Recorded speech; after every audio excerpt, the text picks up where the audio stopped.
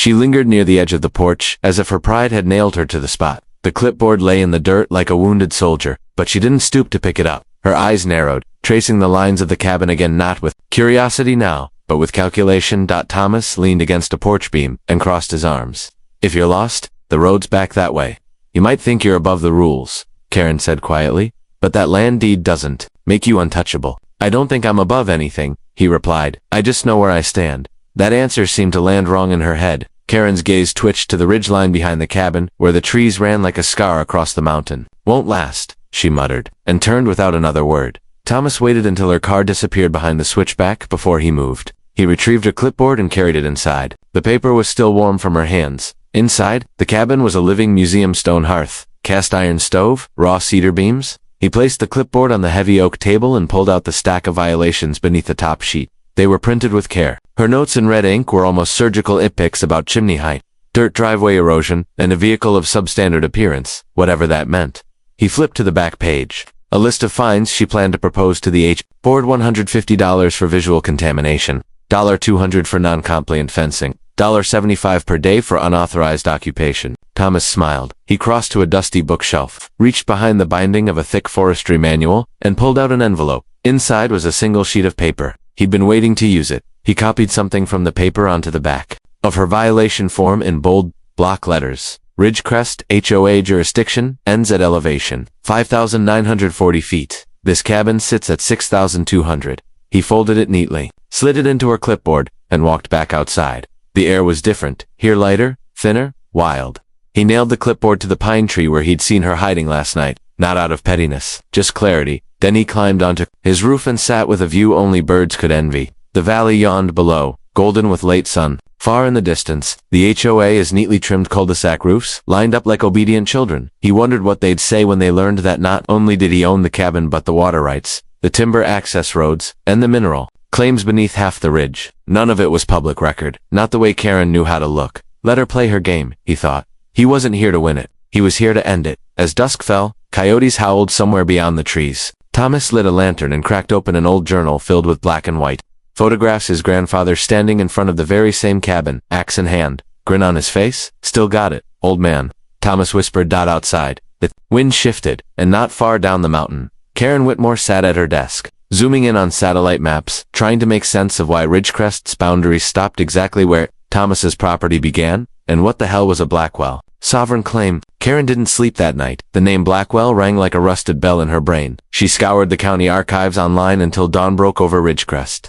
Nothing about Thomas Blackwell in the HOA's database. No welcome letter. No signed CC&Rs. No initiation dues. It was like the man had parachuted in from the 19th century. And yet there he was, on her ridge. By noon, she was out again, marching toward his property. This time with backup: Bob from landscaping compliance and Cheryl from trash oversight. Both HOA board members she'd convinced with whispered rumors of squatting and land disputes. They didn't even get to the cabin before Thomas met them halfway. He was carrying a chainsaw. It wasn't running, but he didn't lower it either.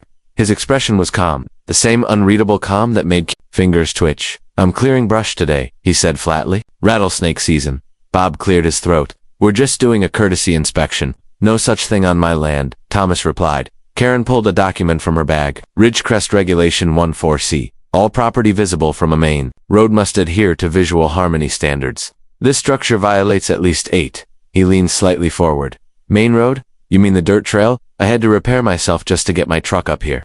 Still within our view corridor, Karen snapped. Thomas's eyes narrowed just slightly, like a shutter click. You mean your HOA's binocular view from the lookout tower? Cheryl blinked. Thomas stepped closer. You really climbed that old fire tower just to peek at my cabin? Karen stiffened but said nothing. Then he pulled the sheet from his pocket and handed it to Bob. It was a topographical survey, elevation markers, deed stamps, and a highlighted line that cut straight across the page, clearly showing that Thomas's cabin sat just beyond the HOA's jurisdiction. Karen looked at it and laughed coldly. This doesn't mean anything without the original deed. It's filed with the county clerk, Thomas said. Filed before your HOA existed, before your neighborhood existed, before Ridgecrest had paved roads. He turned and walked back toward his cabin without another word, letting the chainsaw swing casually at his side. Bob and Cheryl exchanged glances, then turned to Karen. You said this guy was squatting. Cheryl muttered. He is, Karen snapped. He's squatting on power. That's worse. By the following week, the violations began appearing daily. One morning, Thomas found 5 papers nailed to different trees surrounding his cabin. One was placed directly over his trail. Camera, they accused him of everything from unpermitted woodcutting to vehicle noise pollution. One stated he was in breach of communal visual decorum. He didn't tear them down. Instead, he built a weatherproof bulletin board beside his firewood stack. He pinned every violation to it with thumbtacks. By Friday, it looked like a madman's caseboard. Neighbors began to notice. A few even stopped to ask questions. One man, thin and sunburned, arrived on horseback and squinted at the display. Did she really fine you for the color of your chimney smoke? Apparently it's threatening if it's dark gray, Thomas said, not looking up from his axe. The man shook his head. That woman's gonna start a war one day. She already did, Thomas replied. That night, someone fired a flare gun from a clearing near the HOA's main road. Red light burst across the ridge, painting the trees in blood orange. For a brief, searing moment, Thomas stood on his porch and watched it fade. The next morning, he found a fresh notice in a plastic sleeve nailed to his cabin door. One line stood, "Out. Failure to comply will result in escalation through legal or municipal enforcement channels." Beneath it, in perfect red ink, someone had written, "You can't hide behind your deeds forever." Thomas folded it carefully, walked inside, and opened a drawer lined with old documents. At the bottom was a sealed envelope, brittle and yellow. He hadn't planned to open it for years, but maybe the mountain had waited long enough. The envelope crinkled like dry leaves in Thomas's hand. It had been sealed for decades, his grandfather's script on the front reading only, "Open when the mountain forgets its name." He slid it open with his pocket knife. Inside, a single sheet handwritten in faded black ink. "They will come for the land. They always do, but they will never know what lives beneath it unless you show them." There was no map, no directions, just those words. Outside, the wind stirred sharply, as if the ridge itself had taken a breath. He lit the fire and sat at the hearth. Behind him, the bulletin board of violations fluttered softly in the night draft. Then the knock came, 3 slow, deliberate raps on the door. He opened it to find 2 sheriff deputies standing in the halo of their patrol vehicle's headlights. The shorter one took off his hat. "Evening. Sorry to bother you, Mr. Blackwell. We got a call from someone in the Ridgecrest HOA. Said there's unregistered construction going on up here." Thomas raised an eyebrow. "You came all the way up here for that?" The deputy nodded uncomfortably. "Caller claimed there's a shed or bunker being built illegally, possibly a safety hazard." Thomas stepped aside and gestured into the cabin. "Feel free to look around." They did. 10 minutes. Polite, respectful. The taller one even complimented the stonework. When they returned to the porch, Thomas handed them the same leather folder from before, "Just so you don't waste your time next time." The shorter deputy flipped it open, sighed with familiarity, and shook his head. "She just doesn't let up, huh?" Thomas's smile didn't reach his eyes. "Not even when she's losing." They drove off. Their headlights cast long shadows across the pine trees. Thomas stood still, watching the forest breathe. He wasn't surprised when he heard the camera shutter. To the left this time. Closer, he let it click again before speaking. "You should use a longer lens next time. You're too loud at that range." There was silence, then a rustle, and the figure fled. But he'd already seen the white blouse. Karen. The next morning, Thomas installed a new sign at the entrance to his trail. "Private land, Blackwell. Ridge Sovereign Holdings. Authorized entry only." Beneath it, he nailed a laminated copy of the deed, elevation survey, and the oldest map he had hand-drawn and dated, 1879. The boundary lines ran like veins over the mountain. Everything above 6,000 feet belonged to the Blackwell family in perpetuity. A hiker paused at the sign later that afternoon. "You own all this?" Thomas just nodded, wiping his hands on a rag. "Damn," the man said.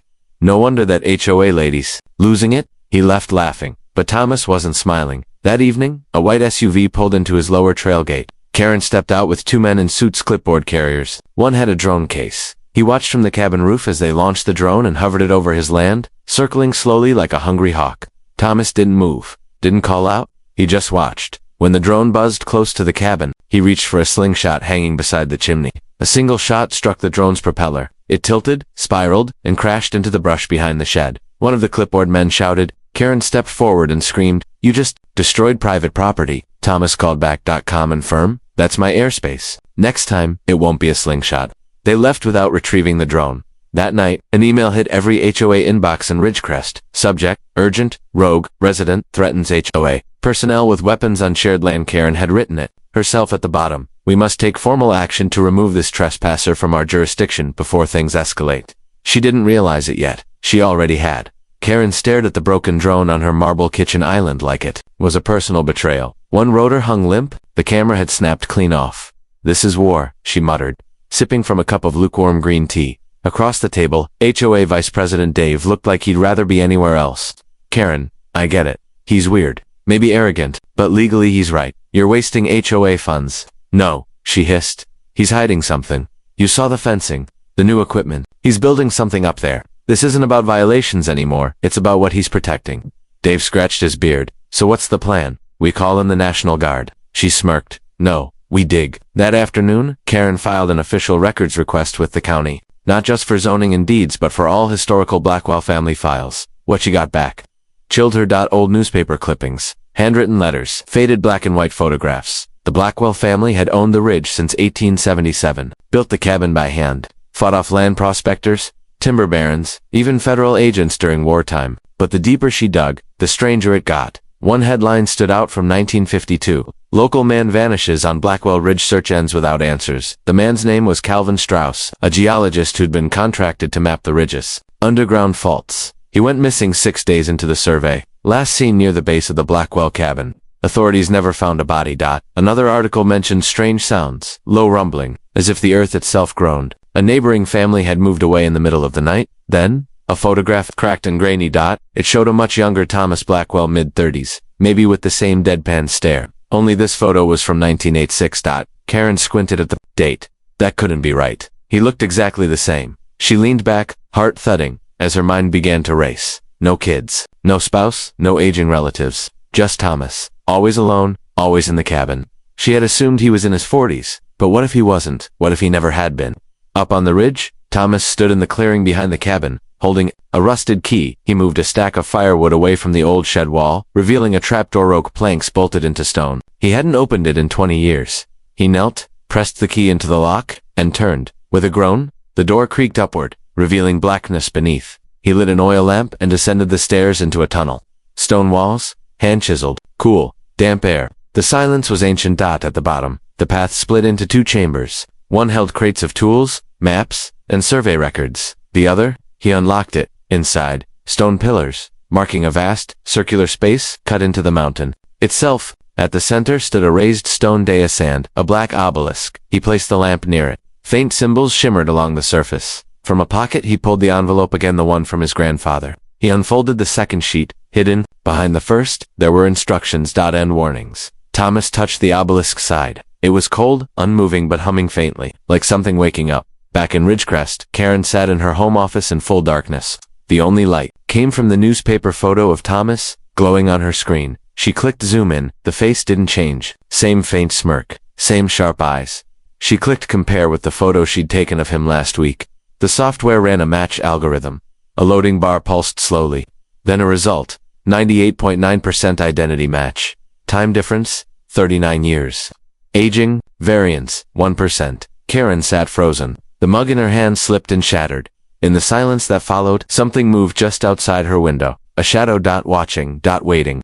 Karen didn't sleep that night, not because of fear, but obsession. She stared at the printed comparison between Thomas's old photo and his current image until the faces blurred into one. She told herself the results had to be a glitch. Digital? Nonsense. But deep down she knew it. WASN, single quotes T. Something about Thomas Blackwell wasn't natural. By morning, she had a new plan, one she didn't share with the HOA board. If he wanted to hide behind deeds and boundaries, fine. She'd go where his documents couldn't protect him. She grabbed her pack, flashlight, trail camera, and a hiking stick tipped with a hidden GoPro. By 10 a.m., she was on foot, hiking the ridge through a side path she'd memorized from satellite imagery. Her target was a structure partially obscured by trees, one that hadn't been on any maps but showed signs of modification. She crept toward the cabin's rear through dense forest. The ground sloped down suddenly, revealing the outline of a stone shed with fresh wood, stacked oddly along one side, covering something. Karen approached, breath sharp in her chest. No cameras, no signs, no locks on the shed door. She slipped inside and shut the door behind her. It was cool, musty. Shelves lined the walls, tools, survey records, and a stack of leather-bound journals labeled in a strange cipher. She opened one and saw symbols she didn't recognize. Not letters, not math. They spiraled inward on the page like a whirlpool of ink. Then she saw the TRAPDOOR. It was slightly ajar. She hesitated for a moment, then opened it fully and descended, flicking on her flashlight. The tunnel was carved from stone, ancient feeling. The further she went, the more she noticed that the walls weren't just chiseled, they were scorched in places, blackened like something had clawed or burned its way through. She reached the chamber at the bottom and froze. A stone dais, and at the center, a towering black monolith. unlike anything she'd seen in books or museums. Smooth and dark like obsidian, but humming faintly like it had a pulse. As she stepped closer, her flashlight flickered. Then it died. The chamber didn't go completely dark, though. The monolith began to glow. Faint at first, then stronger, pulsing with light from deep within. Karen's breath caught in her throat. Her hand reached forward, involuntarily, just as a low tone rang out from the stone, like a chime underwater. The air shifted. Her skin prickled with static. She touched it, and the mountain shuddered. Back at the cabin, Thomas sat upright in his chair, the old journal slipping from his lap. He looked toward the shed and felt it.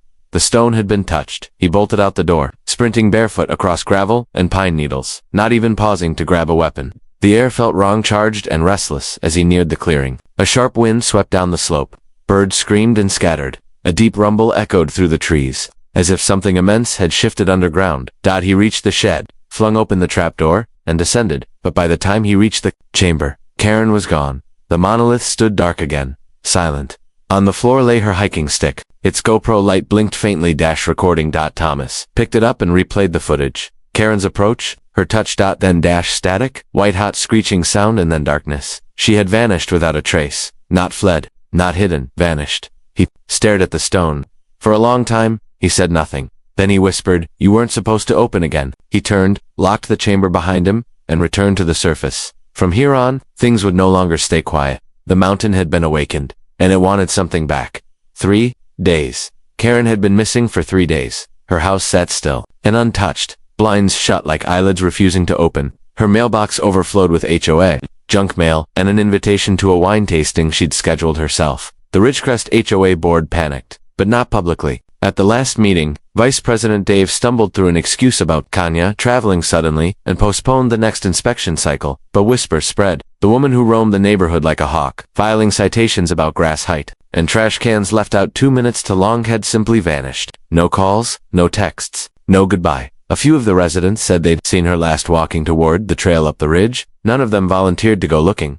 Thomas stood at the edge of the forest clearing, the wind curling around him like a voice with no words. He sealed the chamber, reinforced the trapdoor, hidden the entrance beneath stone and brush, but the mountain didn't care. It had been quiet for generations, held back by rules, rituals, the weight of unspoken promises carved into bone and stone. But one careless touch had broken the seal. The old symbols etched into the shed wall now bled light at night. The birds no longer came near, and in the last 2 nights, Thomas had seen shapes tall, thin figures standing at the edge of the tree line, only visible in the moments between blinks. They didn't move, but they were getting closer. He wasn't sure if they were real, or if the mountain was showing him something he'd forgotten, or worse, remembering him. In Ridgecrest, things got stranger. Mrs. Caldwell, who lived at the edge of the development, called animal control after finding claw marks on her garage door 7 feet high, curved and deep like something had tried to peel the wall away. Then there were the trees.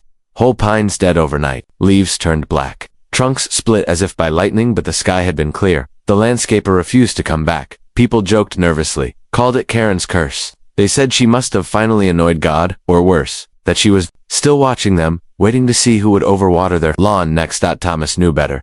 It wasn't Karen haunting them. It was what had taken her that night. Thomas returned to the chamber. He carried the journal, his grandfather's last one, the one filled with hand-drawn maps of underground passages, ritual glyphs, and warnings scrawled in all caps. Never break the triangle, only blood that knows the mountain can close it. He traced the edges of the monolith with his fingers. The stone remained cool, but he could feel it vibrating with ... hunger then. From the far wall movement, stone grated against stone as a section of the wall slid inward, revealing a narrow crawl space that had not been there before. The mountain was opening itself. He did not want to go in, but he couldn't leave it. Unguarded, he lit his lantern and ducked into the passage, crawling slowly through the narrow throat of rock until it widened into a chamber that had never been charted. At its center was Karen. What had been Karen? She knelt facing the wall, motionless. Her skin was pale. Her clothes were intact but dust-covered. Her head tilted slightly, like she was listening to something only she could hear. Thomas whispered, "Karen." Her neck turned slow, deliberate. Her eyes glowed faintly with that same unnatural light pulsing through the obelisk. She smiled. "Thomas," she said, in a voice not quite her own. "It remembers you." He stumbled back, heart pounding. The tunnel behind him rumbled. Stones fell. The mountain was sealing him in, back in Ridgecrest. The HOA newsletter auto-sent to every inbox in the neighborhood at midnight sharp.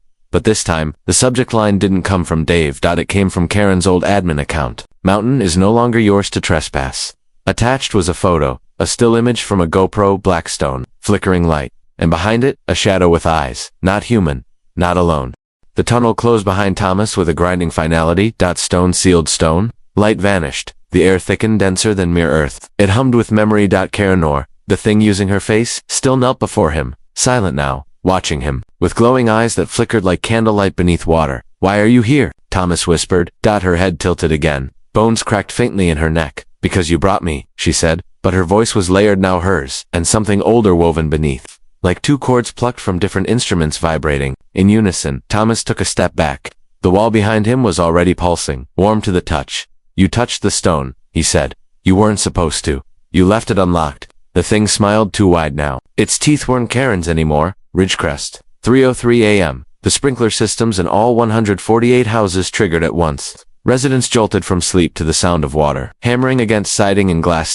Then the earth shifted. Just a tremor barely measurable, but enough to crack foundations. Enough to split a seam through the road, leading into the ridge. Enough to send 3 separate power transformers into sparks and fire. Dave, still in his pajamas, tried to make a call, but every cell tower in a 10-mile radius failed. In the darkness, porch lights flickered like dying fireflies. And then came the sound, deep and rhythmic, rolling down from the ridge like a heartbeat rising from underground. Boom, boom, boom. Something was coming down the mountain. Thomas moved deeper into the chamber, past Karen, into a place that hadn't existed yesterday. The walls glistened with moisture. Symbols were etched here too, but not by hand. They were grown into the stone like veins of silver light. They pulsed in rhythm with the heartbeat in the earth. He followed them. Each step triggered something, memories not his own. As though the mountain were feeding him echoes of its past. War cries in forgotten tongues. Fire-licking stone, blood spilled in ritual, and at the center he saw it. A second monolith, this one 3 times the size of the first. It did in whom it spoke, though not in words. In pressure. In weight. In command. His grandfather had written about a core, a living heart, buried beneath the mountain. Older than any family deed. It hadn't just given the Blackwells land, it had chosen them to guard it, until now. Because Thomas had failed, will you finish what your blood began? A voice echoed, not aloud, but inside him. He dropped to his knees. Vision swimming. I don't know how, but the mountain was already answering. From the monolith space. Roots of black stone crept toward him like fingers. They gripped his wrists, then his ankles. Not crushing binding. His body tensed. The air crackled with energy. Symbols on his skin began to glow. The same marks etched in his family's old journals, and just before his consciousness gave way, he heard Karen scream. Not in pain, in joy. Ridgecrest. 3:33 a.m. A sinkhole opened in lot 17. A pine tree bled, sap the color of rust. A child sleepwalked to the edge of his backyard, stared at the ridge, and whispered, "He's coming back." Inside the HOA clubhouse, which had locked from the inside, every television screen turned on at once. Karen's face flickered across them, all smiling, glitching, staring. Behind her. In the static, the silhouette of Thomas, arms outstretched, and behind him, something colossal. Breathing. Watching. Waiting. The ridge cracked at dawn. A jagged scar of earth split through the highest peak like a wound reopening, steaming in the cold morning air. Rocks tumbled down the slope, carving paths toward the neighborhood, like fingers stretching to touch what didn't belong. In Ridgecrest, no one opened their blinds. The streets were silent, not just with fear but reverence. The mountain was no longer just background, it had woken up. Inside the clubhouse. Karen's face still lingered on the screen, smiling, blinking slowly like she was watching the residents wait for orders. But she wasn't Karen anymore, and in the dark beneath the ridge, neither was Thomas. He stood in the core, breathing in stone and fire. The black monolith pulsed behind him, alive with memory and pain and purpose. It had marked him when he was a child, chosen him as guardian, but he had left. Pretended it was just folklore, just Blackwell madness, just stories written in dust, and the mountain had been patient. Until Karen's intrusion fractured the seal. She'd touched the stone, but it was Thomas's bloodline that had invited it back. The thing that had once been Karen was no longer separate from the mountain, it was the mountain. Speaking through her voice like a ventriloquist with a stolen doll. She appeared beside him again now, her face shifting, sometimes Karen, sometimes his grandmother, sometimes something else entirely. "You buried it. You thought silence would save them," she said, her eyes like burning moss. Thomas didn't reply. He knelt, etched the final glyph into the floor with a blade of obsidian pulled from the monolith itself. The mountain had been wronged, and it had chosen retribution. Above, the Ridgecrest HOA board gathered, too scared to flee, but too proud to believe the nightmare could reach them. Dave flipped through files, trying to make sense of it, screaming that none of this made sense. "These are property disputes," he shouted. This isn't real." Then the power went out. The screens dimmed. Silence. And then, from the walls themselves, roots of black stone burst through the drywall, snaking across the ceiling like veins under pale skin. They didn't tear, they grew, fed by memory, by blood. From every speaker Karen's voice returned. You built your little kingdom on sacred ground. You paved over bones. Now the ground remembers.